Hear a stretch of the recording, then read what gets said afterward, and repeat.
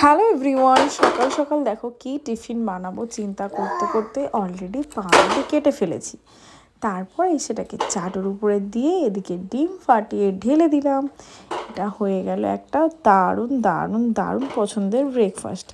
আমার সব থেকে পছন্দের ব্রেকফাস্ট যদি কিছু থাকে সেটা হচ্ছে এই ডিমের টোস্ট। ডিম টোস্ট খেতে ভীষণই ভালোবাসি, তাই জন্য একটু হালকা করেই বানালাম। আমি একটু হালকা হালকা করে খেতে ভালোবাসি, আর তোমাদের দাদাভাই একটুখানি ডিম, তাই একসাথে করে আমার সোনুর থালাতেই নিয়ে নিয়েছি। দেখো জায়গাও হয়নি, ছোট্ট একটা থালা। দিনটা ছিল আমার জেঠি শাশুড়ির আশপান্না, মানে হচ্ছে 3 দিনের লাস্ট দিন। সো আজকে সবাই এসছে, মানে আজকেই মেন হচ্ছে অনুষ্ঠানটা, খাওয়া দাওয়ার অনুষ্ঠান আর কি। তো সেই জন্য একটু ভালো শাড়ি টাড়ি পরেছি, আর সোনুকে একটু গরম জামা দিয়েছি, তার কারণ প্রচণ্ড হারেই ঠান্ডা পড়েছে। এই ড্রেসটা পরে তোমাদের মানে তোমরা অনেকবারই ওকে দেখেছো, কিন্তু কমেন্টে জানিও কেমন লাগে এই ড্রেসটা।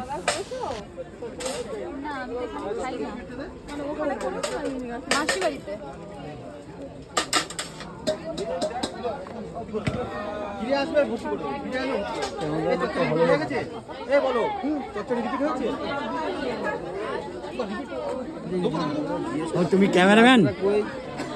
রাইট রাইট, ক্যামেরাম্যান ভালো ভালো। ক্যামেরাম্যান লাগে না।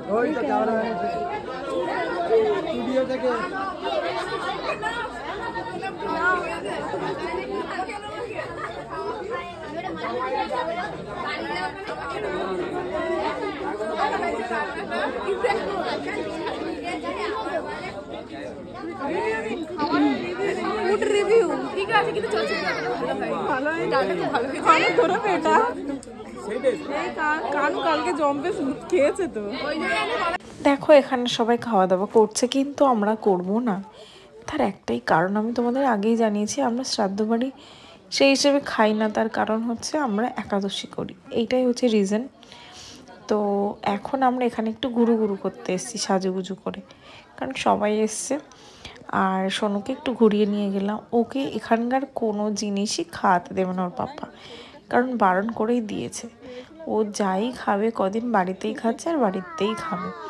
কারণ আমরা একটু আধটু যা খেয়ে ফেলছি, কিন্তু ওর পাপা ও একদম মানে দেবে না আর কি এখানকার কোনো জিনিস।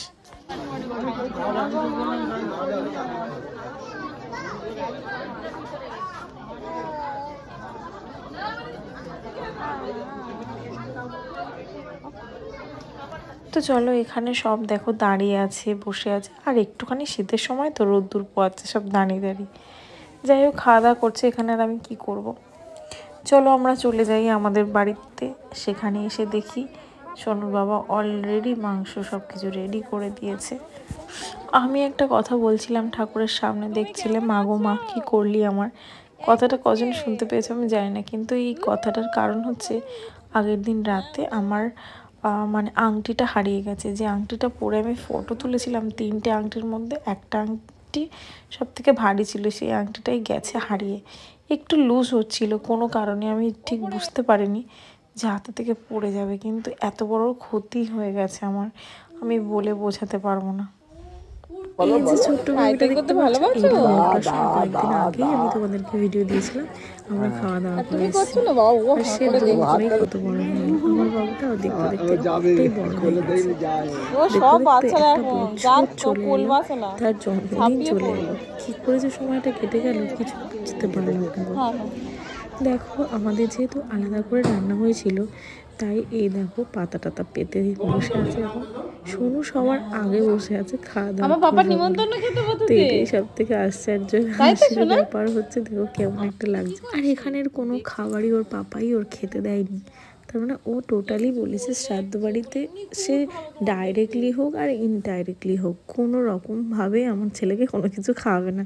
মানে ওর যেহেতু এখনও ফ্রেশ থাকে, মানে অনেকটাই ছোটো, সেই জন্য ওর জন্য সম্পূর্ণ আলাদা করে বাড়িতে যা ছিল তাই দিয়েই সব কিছু মানে 3 বেলার খাবার করেছি।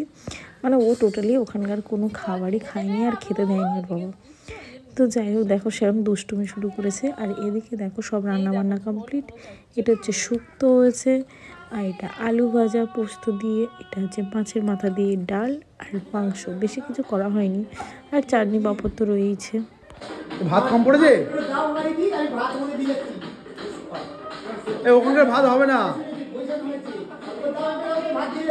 ও ভাত হবে না।